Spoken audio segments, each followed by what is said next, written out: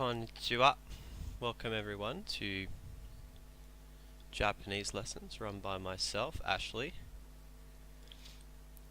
So I'm just going to be running through a complete beginner's course for Japanese. Now if anyone has any particular questions or comments about particular parts of Japanese, you can leave them in the comments below and I'd be happy to answer them in the next video. But for now, we're just going to go through learning Japanese as if you know nothing about Japanese. So where do we start? Well, the first thing I think to realize about Japanese is that there are three types of scripts that we need to be able to write Japanese properly. Now a lot of people tend to skip learning how to write Japanese or skip learning how to read it because there are ways around it, but I think that's not a good long-term strategy, especially if you want to get to the point of being able to live in Japan. You really can't get by without learning how to read or write. So where do we start? Well, as I said, there are three types of scripts. There's Hiragana, Katakana, and Kanji. Now if you're an absolute beginner, I wouldn't worry about Kanji so much, and I would just start with Hiragana. But I'll just give you an overview of what why does Japanese have three scripts. So the best way to think about Hiragana is it's kind of the most basic script you have in Japanese. Now if you open up a children's book or a book made for very young Japanese, it will be written entirely in Hiragana. So this is a good place to start.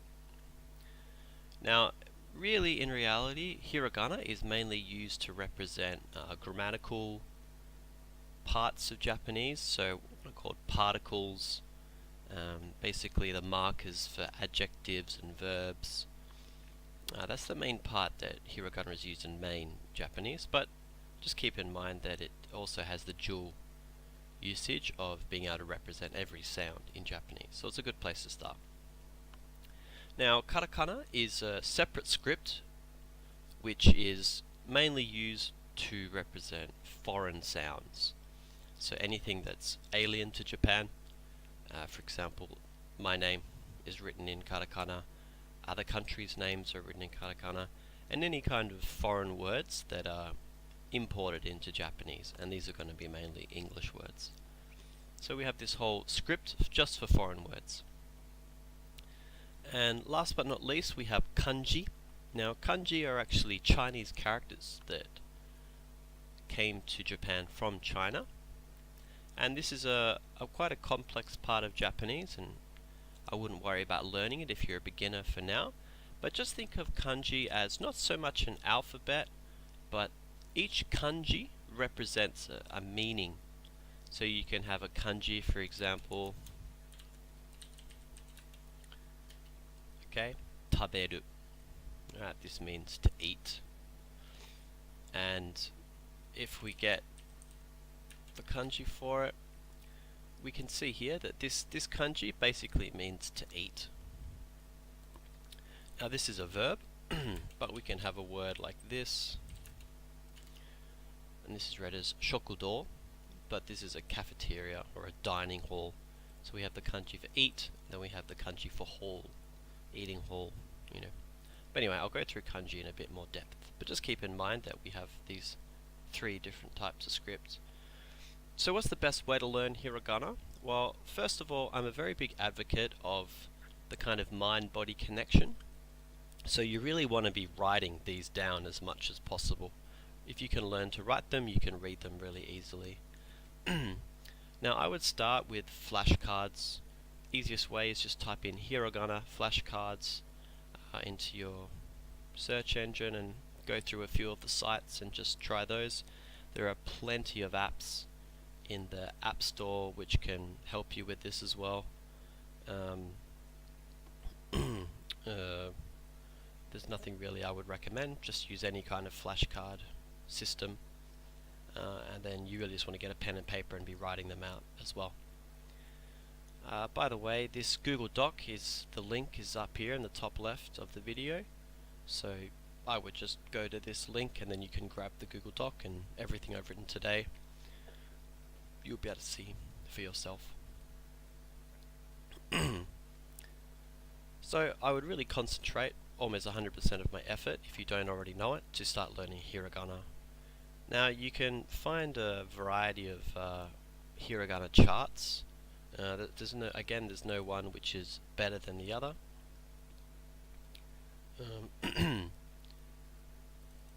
Really, it's up to you which one you would want. I'll put a link to the one I often give my students, but this is not the only one that's available.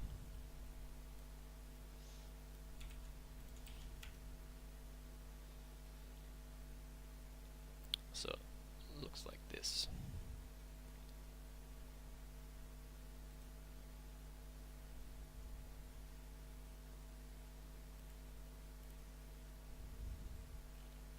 So the main hiraganas we want to be focusing on is this stuff in this gojuon.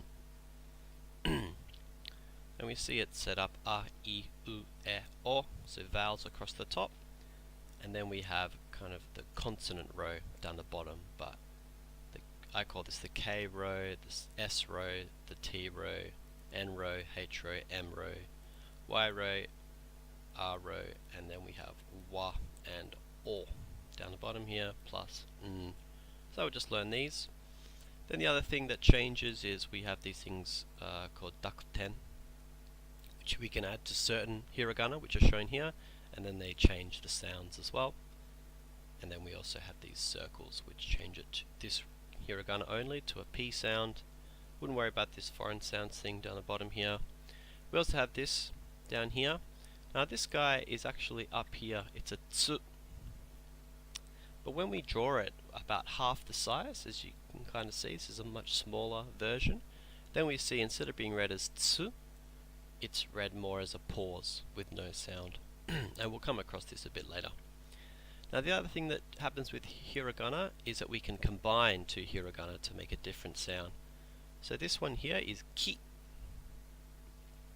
and this one here again is a half size one, as you can see, and this is ya. So ya, you and yo can be combined with all these hiragana that are on the I column. So we see we have ki, shi, chi, ni, he, mi, and then ri here. So all these ones in the I column only can be combined here, and then it does change the sound a bit. So ki and ya becomes kya, ki and yu becomes kyu, ki and yo becomes kyo, and we go like that, make all these additional sounds. And then we can kind of combine what we saw with this dakuten table with these as well. So ki became gi with the dakuten, and then with the little ya it becomes gya. Gi plus yu equals gyu, gyo, jaju jo, jaju jo, yabu byo. So I wouldn't worry about this stuff on the outside so much right now. Really your priority is to learn all these hiragana. So generally this will only take a few hours. If you do some consistent study on it, I would say you could probably learn all of this hiragana in about 2 hours. And you'll get better at it as you go to the lessons. Okay, so once we've looked at hiragana, the other thing to look at is kanji.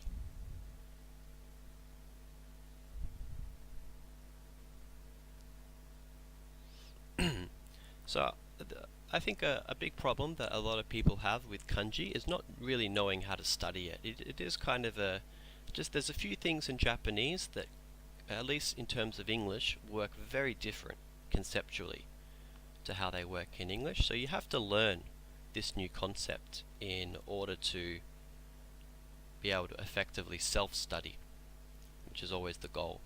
You don't need a teacher to learn Japanese. I think it helps when you start off, but for sure it can be done through self-study for at least the beginner's part.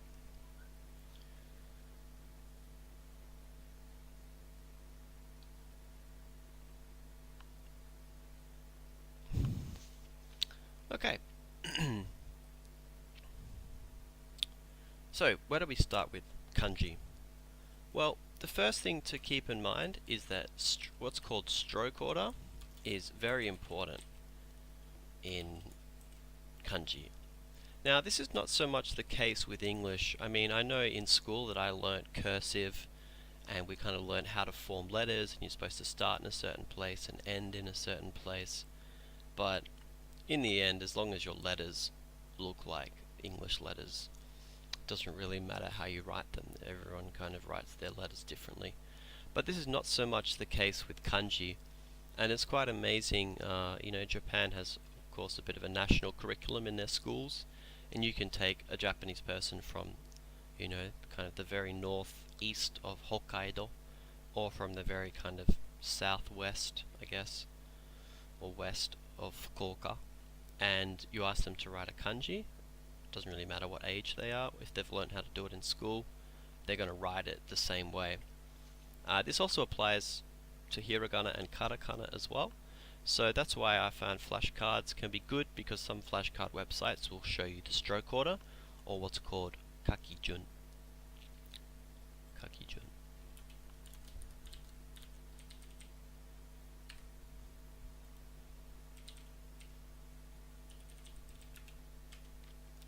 Kakijun. So this habit can be very hard to break if you form the wrong ones in the beginning. So I would really recommend that you take the extra time and learn how to do the stroke order. And like I said, there's many websites online that'll show you how to do this, and sometimes they'll even be animated. They'll show you kind of real time, but plenty of websites will help you do this.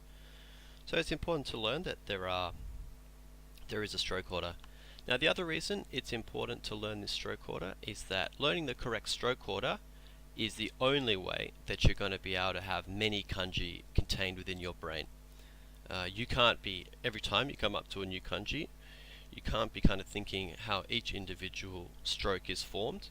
You have to do it when you write them in the correct stroke order, you do it over and over and over again, and then this will kind of make muscle memory, I guess.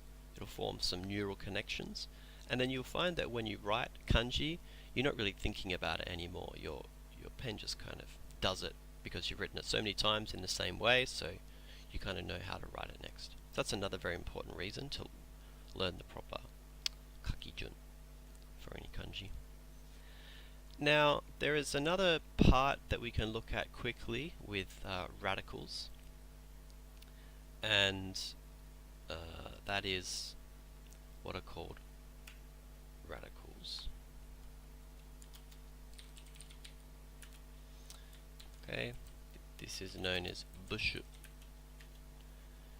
in Japanese. Now, radicals are just kind of a smaller part of a kanji, and it's one way that kanji can be classified, if you will. Just make this a bit bigger. Okay, too much as big as it goes. Anyway, so the example I like to use are these two kanji.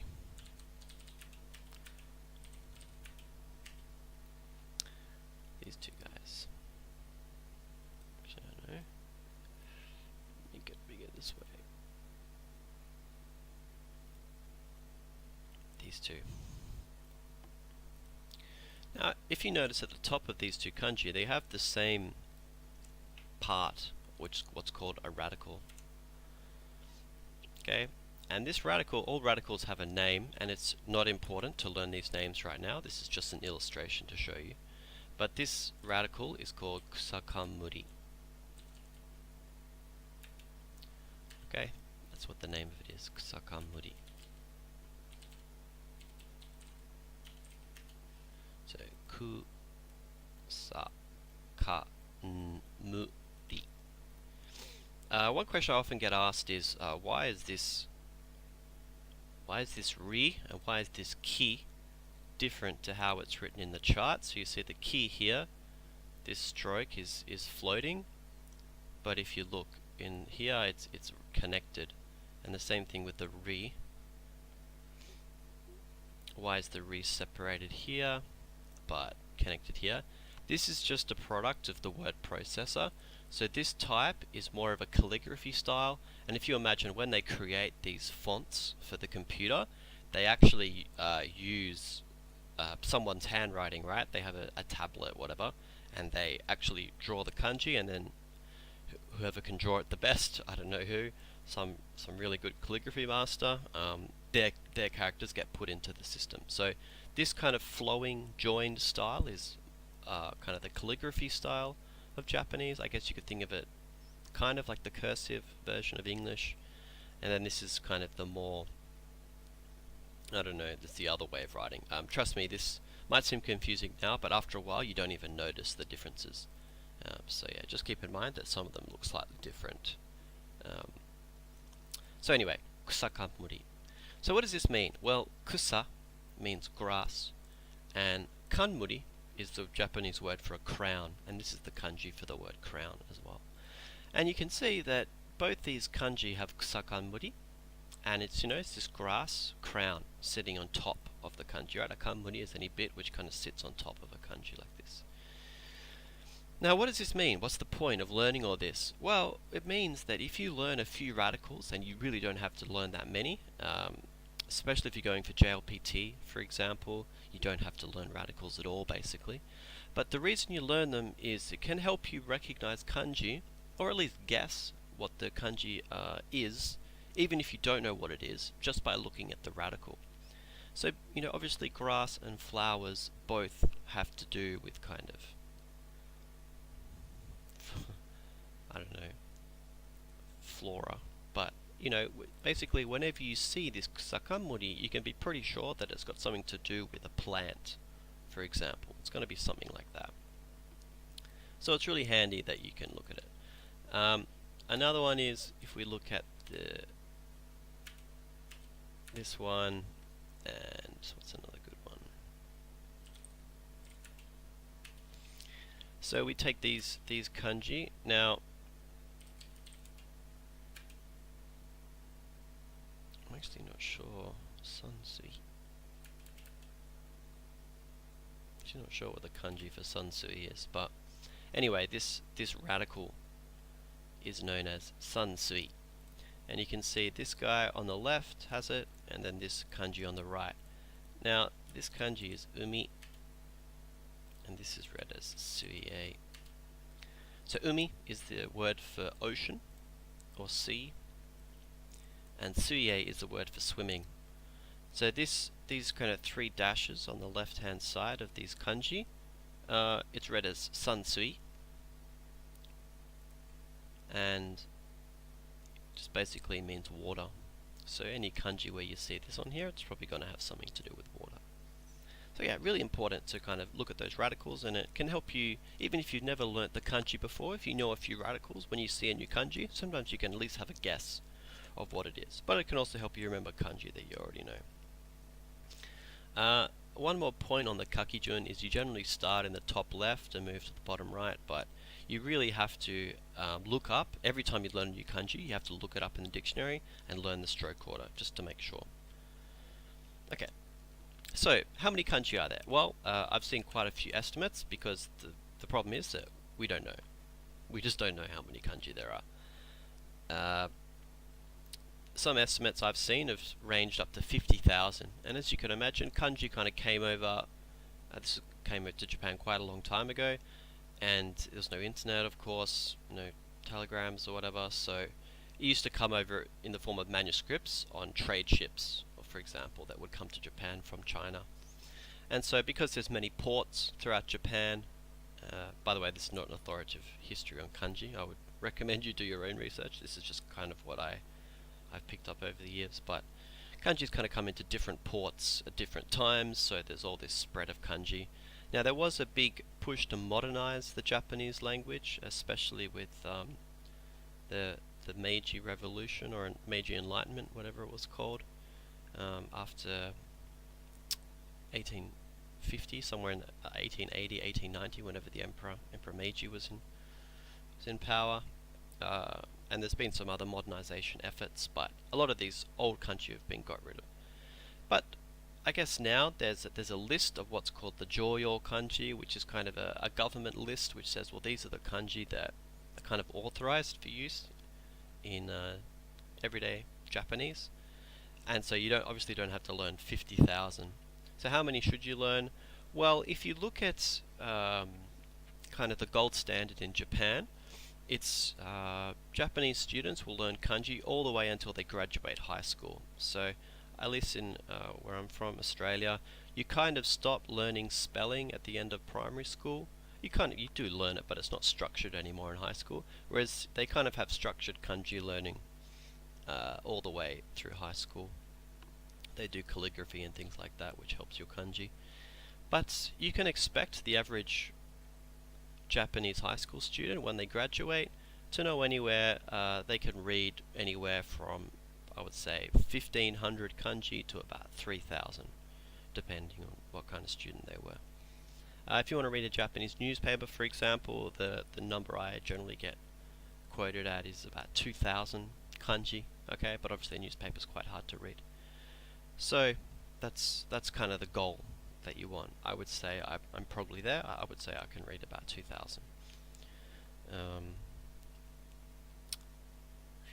Now the other thing is, it's kind of tempting when you're learning kanji to learn the kanji individually. So you kind of do like what you did with Hiragana and just get kanji flashcards and learn them that way. That's kind of a one way to do it, but I would recommend that you try and learn kanji in the form of what are called compounds. So these are individual kanji, but this one here is a compound. Alright, so this is the kanji for water, and this is the kanji for swim, and together they mean swimming. Oh, it's kind of the noun for swim, but anyway, like go for a swim, I guess. So it's good to learn certain kanji and compounds, but at the beginning when you're learning the basic kanji like metal and wood, tree, all these kind of things, you're just going to be learning a lot of single kanji.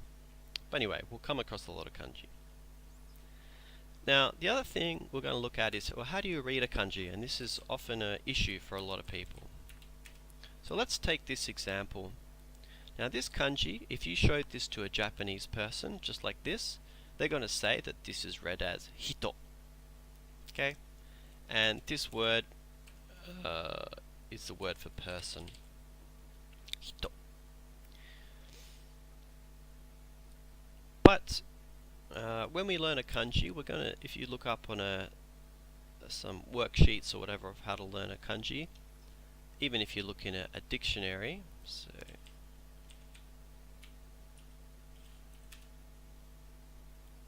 look up this.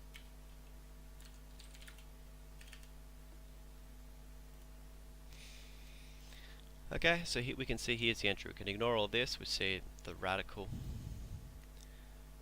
So it's saying it's year 1 level, so primary school year 1. See, it's got this is the total number of strokes, so it's 2. You can also use this and it'll show you the stroke order, which I quite like.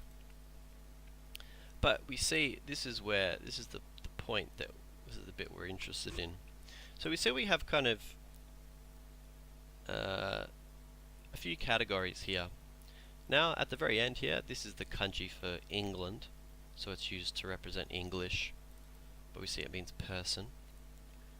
Don't worry about this so much, but if we look at these two, we see we've got a character here and a character here, and then we've got some readings. Now we'll look at this one first. This character is read as kun.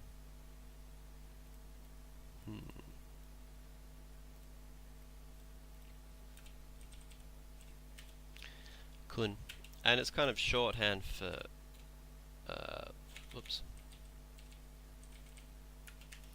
for this. Now this is read as kunyomi. So we can really translate this as the kun reading. Right, yomi is reading. What does this mean? Well, the kun yomi is basically the Japanese meaning and reading of a kanji. So like I said, kanji kind of came over to Japan, but when it came over, you have to understand that China is a foreign country from Japan's point of view. So when they imported their writing system, because Japan did not have a writing system at this point, when it came over, it didn't mean anything to Chinese people. It was pronounced.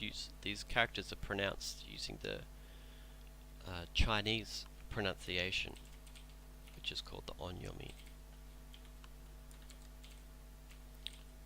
And so you might say, well, that seems kind of silly. What's the point of having a writing system if it's meaningless? When a Japanese person reads it, it's a foreign language to them. Okay, Japanese people can't understand Chinese. And you'd be right, it was kind of silly, but they didn't have a writing system, and I think the emperor kind of decided, well, we need a writing system, China's got one, let's just take this. So in the beginning, it didn't really do much to alleviate the problem of illiteracy in Japan, because even if you learn how to write these characters, and even if you learn how to pronounce them, what you were saying was meaningless to you as a Japanese person. But that's what the onyomi is. Okay? Now if we look back at our dictionary definitions, we see that we have, for this one, right here, we have two, jin and nin. Okay. Now the other thing to note is that this is written in Katakana. Now remember I mentioned Katakana up here, and Katakana is used for foreign words in Japanese. And like I said, these are Chinese characters. So these are actually kind of based on the original Chinese pronunciation. So this is read as jin, and this is read as nin. We'll come back to why these are important later. But my recommendation is that whenever you learn a new kanji, the very first thing you should do is look at what is the English meaning, okay? You want to try and associate this English meaning with what the kanji is. That's really, really important. Because reading the kanji properly, it will be useful, but as you will see, if you know the meaning of the kanji, you don't really have to be able to read them.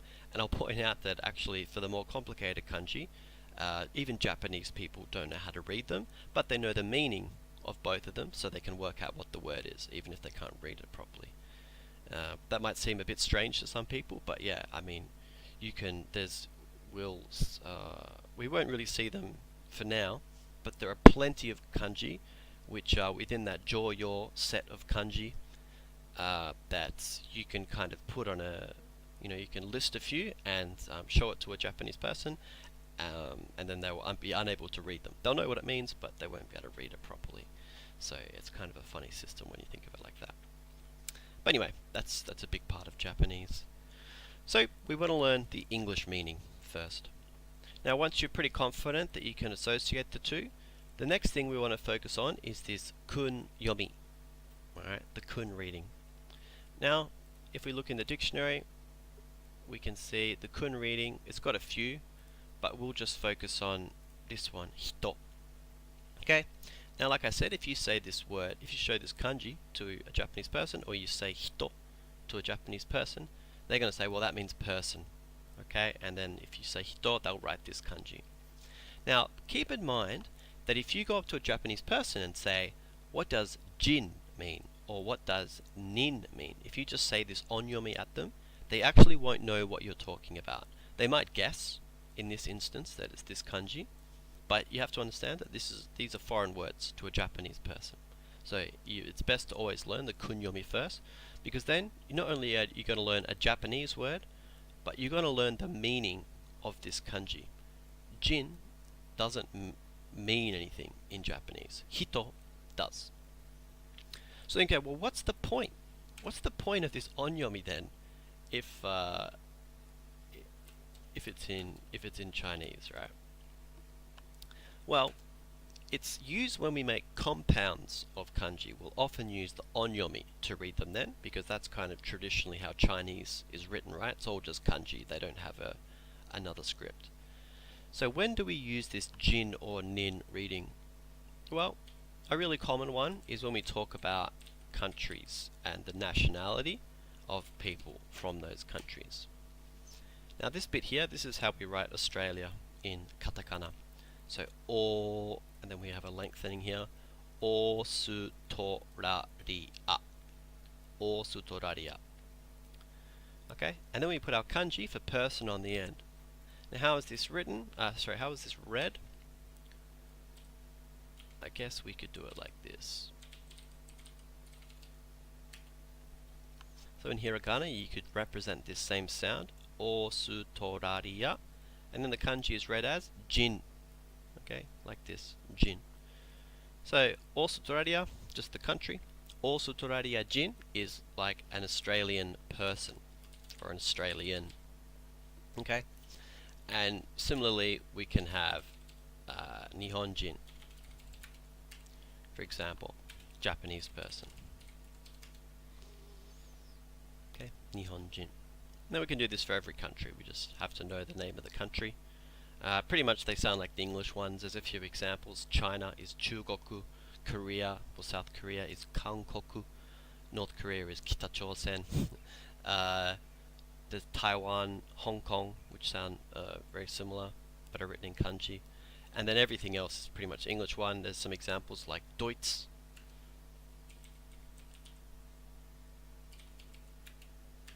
Alright, and this is a German person, so Deutschland or whatever. Deutsche Jin. Otherwise, you know, America Jin, American. You know. But this is why we have an onyomi, okay? So when we kind of make compounds, we're going to need that onyomi. Okay, so we're going to need those things.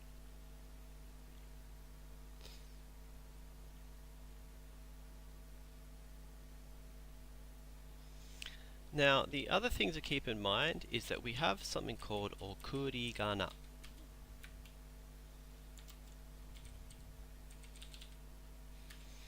Now, okurigana are very important, and again, there's a set way that they are represented. And if you don't do the okurigana properly, it's kind of like you're spelling a word wrong, I guess, if we want to do an analogy to English. But let's take this example of oki. Now this word means big. This word means big in Japanese. So this kanji alone means big or large, and actually oki is an adjective. But if we notice that this, you know, because this and this are the same, oki, oki, and this trailing hiragana, this hiragana kind of outside the kanji, this is what's known as okurigana. So for example, it's wrong to write something like this. Okay? You would not read this as oki. This is just wrong. It doesn't mean anything in Japanese. Okay? So it's important to get this okurigana right. Now there are lots of examples of tricky ones. This is one, I remember this came up on an exam once, okay? So a lot of people might think that you would write this like this, for example. But learning the okurigana is not a super big priority, but just keep in mind that they are written a certain way. So it's best to keep that in mind. The other thing about okurigana is it kind of tells you what kind of word something is. So, what's a good example? We'll take this one.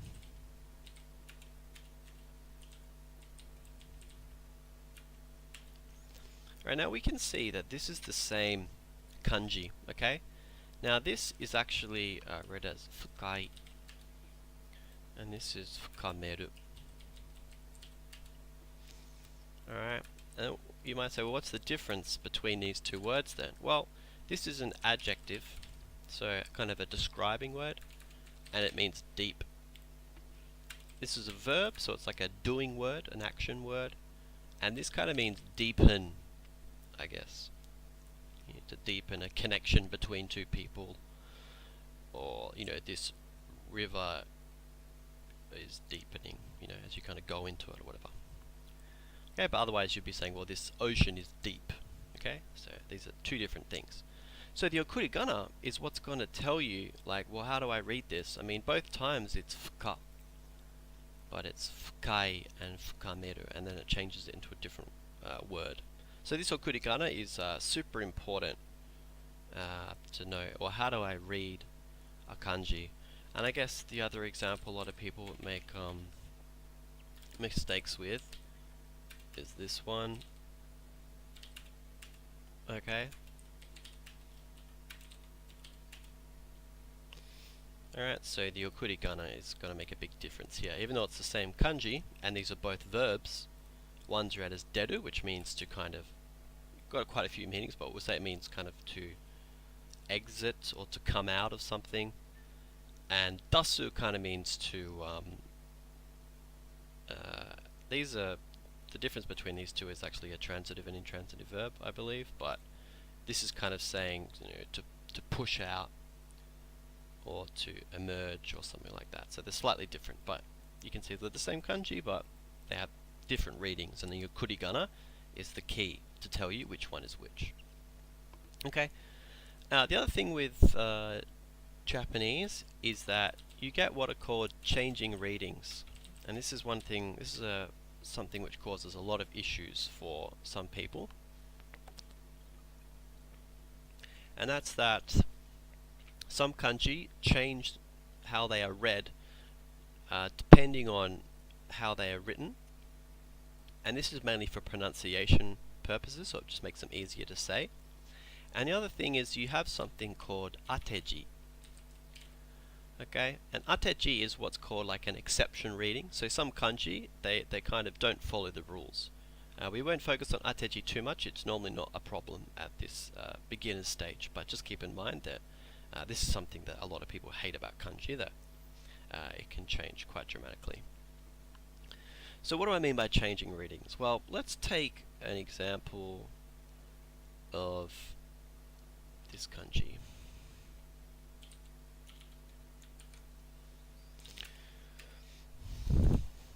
Okay.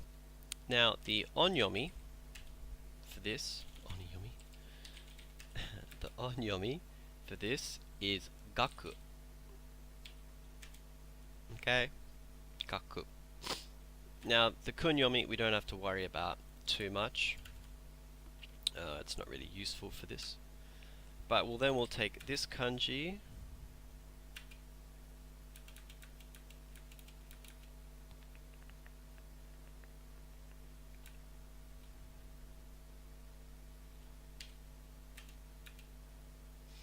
Okay, and the onyomi for this again is ko. Okay, now this first kanji means to learn.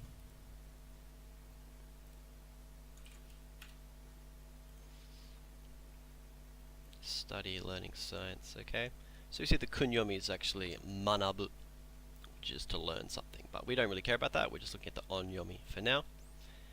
Notice also you've got these are the kind of archaic forms of this kanji, like from the original Chinese, which aren't used anymore. And then this guy, this just means school building. Okay, school. So when we have them together, this is just the word for school.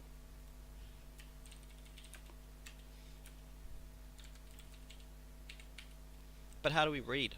How do we read this kanji though? Well, this is an example of a changing readings for pronunciation purposes. So you would kind of expect, it's like, well, if this kanji is onyomi is gaku and this one is ko, surely together we read them as gaku ko, but that's incorrect.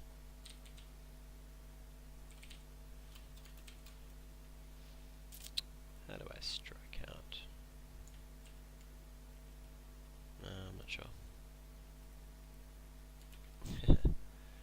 Uh,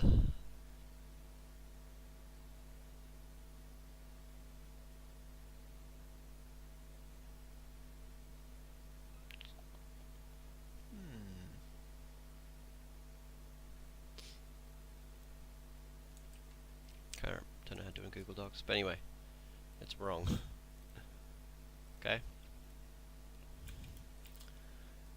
In Japanese, you normally represent something as wrong with this, which is called a batsu. Okay, so how do we actually read this kanji? Well, we read it like this. Gakko. Okay, and you can see that when I type it in, that the first result is, it's telling me. So the reason why this changes is that it's kind of hard to do all these sounds in a row. So we have kind of G-A, K-U, K-O. And to have these two K sounds in a row, it's a bit tricky to pronounce quickly. So this KU has become this little tsu, which I mentioned before, which kind of makes it a pause. So it's kind of read like this. Gakko. Okay, we add a little pause between the A and the K, and also the next sound is doubled. Gakko. No, this is why we have the two K's in there. This is what this tsu does. So gakko, this means school. Okay. This is changing readings. The other thing to keep aware of is we kind of have this issue of homophones in Japanese, just like we have in English. So think of, like, for example, jeans and jeans. You know, these are two separate words, but they sound the same, but we spell them differently to tell them apart. Now, kanji has this same issue, or I guess Japanese has this same issue. So take this word, for example, atsui. Alright, this word is an adjective, and it means hot.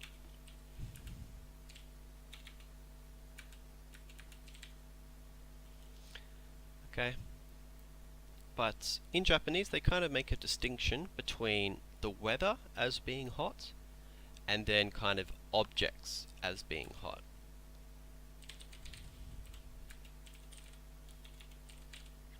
So how do they tell the difference between these two? Well,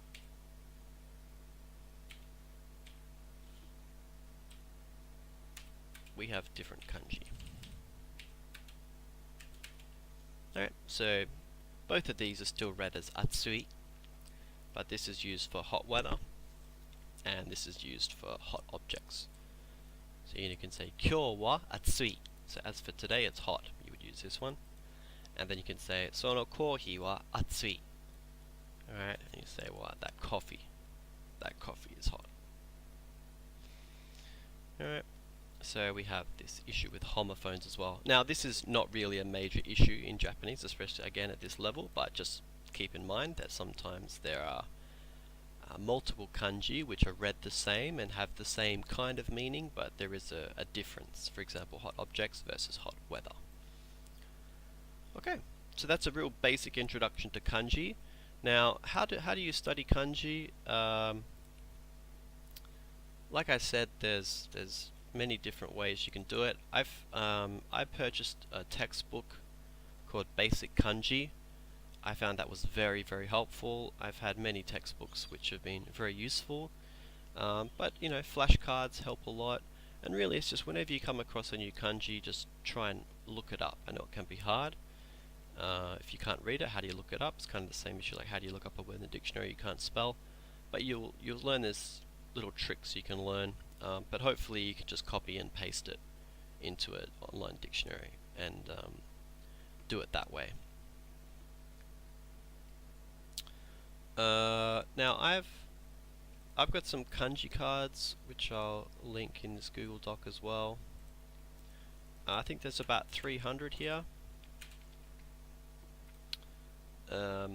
So you can start with those. If you know 300 kanji, you'll be doing very well. You'd definitely be able to read signs, some signs in Japan, maybe not menus at a restaurant, but also proper nouns, so names of places. have kind of their own rules how they're read, so you can't read those, but you'd be starting to be able to read everyday kanji at least. Stuff like these, you'd be starting to learn, school, all this kind of stuff. But 300 is definitely a really good starting point. And this would put you at about, I would say, JLPT N4, I think. I managed to pass, back when I did it, there was only 4 levels of JLPT, and I managed to pass level 2 with that basic 500 kanji book. So you didn't need to know that many. But I would say I probably knew more than 500 because I knew most of them in that book before I'd even started it. But anyway, 500 to 1,000 is what you'd need for JLPT level 2. I'm not sure about now because they have changed it, but definitely you'd need about that level.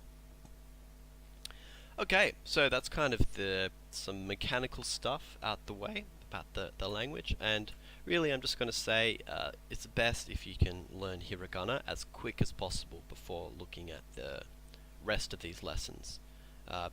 And really you want to get to the point where if I say, for example, ka, you can then write ka. Or if I say ji, you either write this or you write this. Okay, so you should be able to get to that point where you can write them if someone says them to you. And if I say konnichiwa, you can come out with something like that.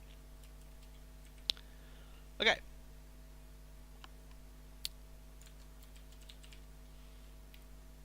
So where do we start with Japanese? Well, I think it's important to get some conceptual things again out of the way, and then we just build on it from there. So I'm going to borrow a phrase from somebody called Tae Kim. Now he's got a fantastic website which is free, and I think this is one of the best websites you can use to learn Japanese. It's guidetojapanese.org. I would really recommend you spend a lot of time there to supplement these videos. But I'm going to borrow a phrase from Tae Kim, the creator of that website, called state of being. And so when we talk about a phrase like I am well, okay, I am well. Now in Japanese they kind of skip out everything in front of well, I and am. Now you may know that there are many words in Japanese to refer to yourself, watashi, boku, for example. Both of these mean I or me. But in Japanese, and some other languages do this as well I know, but they tend to cut out stuff when it's obvious. So for example, if someone asks how you are, they're already asking about you. So you're already the subject, or whatever, the object of the sentence. So you don't need to repeat it in Japanese.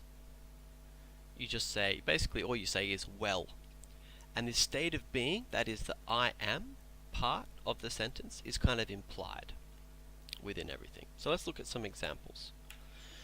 So the way we say well in Japanese is we use this word Genki. Okay. Now Genki, if we look it up in the dictionary, we see it says lively, full of spirit, blah blah blah. But we can see the example, konnichiwa Roger, tottemo genki yo.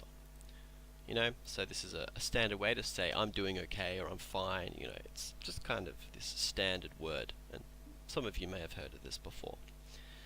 Now, it's not important right now, but this is actually an adjective. Okay, so we're describing ourselves as being healthy or well. But let's just look at a really basic way that we can do a greeting to someone. Okay, so we can just say Genki.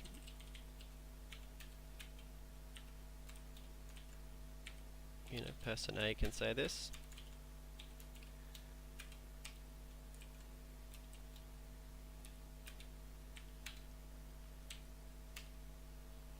Okay, so person A can say Genki with a question mark. Genki, rising intonation. Ask a question, and then the other person can respond with Genki. Now what does this mean? Well, this first sentence is, you know, are you well? You know, how are you doing? I guess we could even translate this as. And then the person just says, I am well. And just remember that this word Genki just means healthy or well. So when we just have this, by the way, this Genki is just the reading of this kanji. Like, if you want to think of this in brackets, for example, it's not like you say it twice.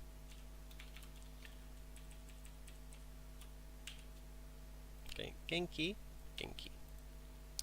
So if you notice here, there's no watashi, there's no boku, there's no particles or anything, which we'll come to in a sec. But you can just say this, okay? Because the I am is all implied within there. So you don't have to worry about you, I, am, are. All this stuff is all in there. Okay? So this is a perfectly legitimate sentence or conversation, I guess, you can have between two people, and it's been said many, many times in Japan. Now, this is the first time that we should kind of introduce politeness as a concept. So this concept of politeness in Japanese, it doesn't really exist in English if you think about it. So the example I like to give is, just imagine that you sit down with the Queen of England, or the Queen of United Kingdom, or whatever it is, right? The Queen of Great Britain and Northern Ireland, United Kingdom and Northern Ireland. I think it is. I think that's what it is. Anyway, whatever the illegal title is. But just imagine you sit down with the Queen. Now, the way you talk to the Queen is not going to change much than if you were talking to, say, me or anyone else. There's not like a different form of of English to speak more politely. Sure, you can add words like please and thank you, I guess, and maybe your tone of voice might change a little bit. I always say you'd probably use a lot less swear words if you were talking to the Queen, but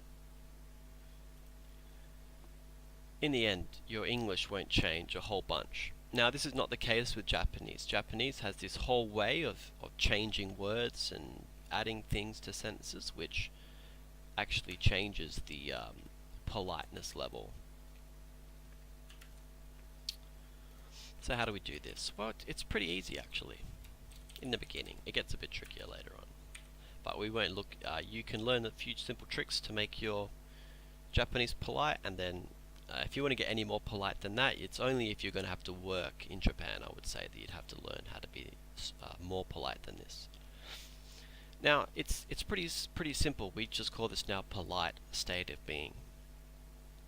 So we have basically the same sentence, okay, but we're going to add in this. Alright, so all we do is for technically it's whenever we have nouns or adjectives. Verbs are going to be a bit different, and we'll look at those later when we get to verbs, but just keep in mind that these are nouns and adjectives, okay? So kind of people, places and things, or in this case we're dealing with an adjective, so this is a describing word. But anyway, nouns and adjectives, we should probably add a full stop.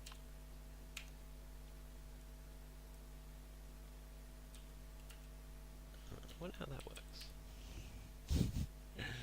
Anyway, so we add des. Alright, this is read as des. And if we go back to our Hiragana chart, well, we can see te is here. This guy, can't really select one. Get some mouse gestures. Te. Okay, but if we go down to our table down here, with when we have these two notches on it, these dakuten, changes, and it becomes de. And then we have su over here. Okay. Now just keep in mind that when this is pronounced in Japanese, it's not like we say desu. Now you can, and I won't go into why you shouldn't, but it's basically it's a certain way to make your sentence polite, is if you really kind of emphasize all the sounds in a sentence. But that's way too polite for what we need to deal with right now. If we're just dealing with, basically, if with people we don't know, you just say des. So it's more pronounced like this. des rather than desu. So you would pronounce this as Genki desu ka. Genki desu ka. Now we've had another addition onto this sentence. Before we did our question with our rising intonation. Here we're doing it with an actual sound. We're doing it with a hiragana. Okay, so this is ka, and this is what we'll call our question marker. It's a particle, and we'll come to what particles are a bit later, but it's a question mark. So in Japanese, you actually say your question mark. So Genki desu ka? So it's the same translation as before, right? Because all this is done, and this is an important point, all this des does is make a sentence polite. Now, some of you, if you've learnt Japanese in school, you may think that this des means to be or is or something like this, but that's not the case. Alright, now I used to think this for a long time, and actually it wasn't until Take Him from this website I linked above. It wasn't until he pointed it out that I realized that that's not the case.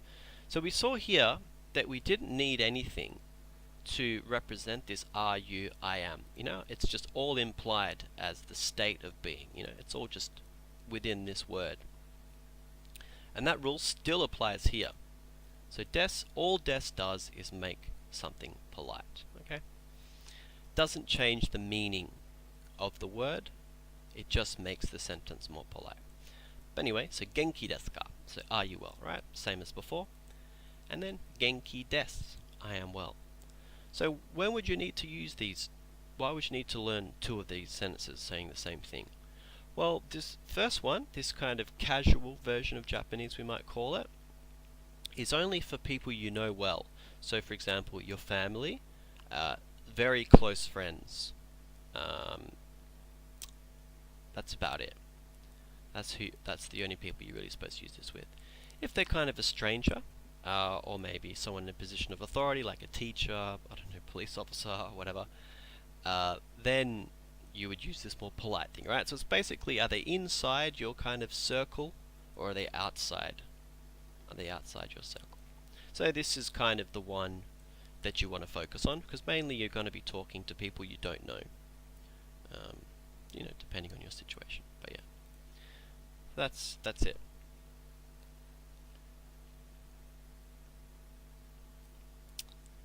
Alright, I think we'll leave it there. That was a good introduction to Japanese. If you have any comments, please do ask any question you want, and I'll endeavor to make a video about any question you may have. But if you're an absolute beginner, just start with your hiragana and then get it to a point where you can kind of read things like this super easily, and then you can start revising how this works and also look back on how the kanji works. You can access this Google Doc, as I said, and I'm just basically running these group lessons on YouTube for free. You don't have to donate or anything like that. Just making these videos just to practice a bit, I guess. But I also do private lessons, so if you want to contact me, you can do so through this email, and I'd be happy to hear you out, and we can organize some online lessons. They're very similar how these work, but I'll provide some worksheets and things via you'll have your own Dropbox folder link that I'll send you guys. So it's $50, and I should say Australian, an hour. And yeah, it'll be, generally I do an hour lesson. For 2 hours I do oh wait, sorry, that's wrong. That's right. For these I do $80 for 2 hours plus. So basically $50 for the first hour, and then $30 an hour for every hour after that. So $110 for 3 hours, blah blah blah blah blah. You can pay me through PayPal or bank account if you live in Australia. That works. And that would be a private lesson, so please let me know. If you live in Western Australia, you can have an in-person lesson. I'll come to your house. But for now, we'll leave it there, and please subscribe to the channel for further videos. So I'm going to be doing a regular schedule and uploading videos, and I'd really appreciate anyone leaving any comments, and then I can answer any questions that you guys might have. Thanks so much for watching.